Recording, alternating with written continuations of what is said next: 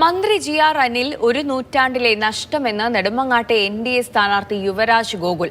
ശബരിമല സ്വർണ്ണക്കൊള്ള നടത്തിയതിനുള്ള മറുപടി ഈ തിരഞ്ഞെടുപ്പിൽ ജനങ്ങൾ പറയുമെന്ന് അദ്ദേഹം പറഞ്ഞു. പാചകവാതക പ്രതിസന്ധി എൽ.ഡി.എഫും യു.ഡി.എഫും പ്രചാരണായുധമാക്കിയാലും കേന്ദ്ര സർക്കാർ ചെയ്ത കാര്യങ്ങൾ ജനങ്ങൾക്ക് ബോധ്യമുണ്ടെന്നും യുവരാജ് ഗോകുൽ പറഞ്ഞു. നെടുമങ്ങാട്ടെ എൻ.ഡി.എ സ്ഥാനാർത്ഥി യുവരാജ് ഗോകുൽ മാതൃഭൂമി ന്യൂസിനൊപ്പം ഉണ്ട്. എന്തായിരിക്കും ഈ തെരഞ്ഞെടുപ്പിൽ എൻ.ഡി.എയുടെ ഇവിടുത്തെ ഒരു പൊസിഷൻ? ഒന്നാമത്തെ പൊസിഷനായിരിക്കും. അക്കാര്യത്തിനകത്ത് യാതൊരു സംശയവുമില്ല.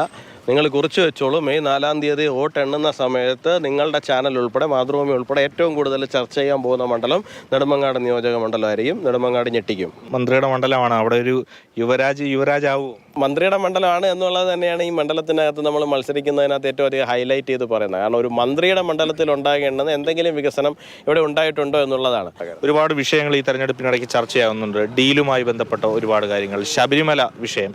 എൻ.ഡി.എ ഈ മണ്ഡലത്തിൽ മുന്നോട്ട് വയ്ക്കുന്ന പ്രധാനപ്പെട്ട പ്രചാരണ വിഷയമാണ്. ഒന്നാമത്തെ കാര്യം ഞാൻ ആദ്യം പറഞ്ഞത് തന്നെ, മന്ത്രി എന്ന് പറയുന്ന ഒരു നൂറ്റാണ്ടിൻ്റെ നഷ്ടമായി മാറി. 70 വർഷത്തിന് ശേഷം ലഭിച്ച ഒരു മന്ത്രി എന്ന് പറയുന്നത് ആ മന്ത്രിയെ കൊണ്ടൊരു പ്രയോജനവും ഇല്ലാണ്ടായിട്ട് മാറി.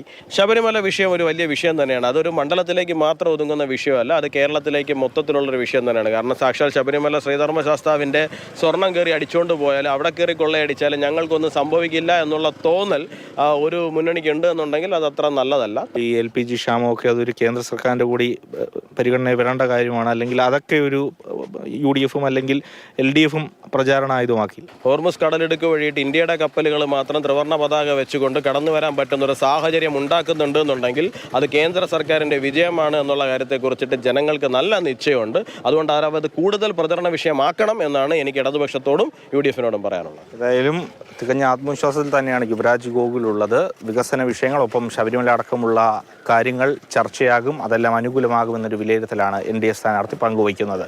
ജയേന്ദ്രൻ മുല്ലമ്പാറയ്ക്കൊപ്പം A.K. സ്റ്റെഫിൻ, മാതൃഭൂമി ന്യൂസ്, തിരുവനന്തപുരം.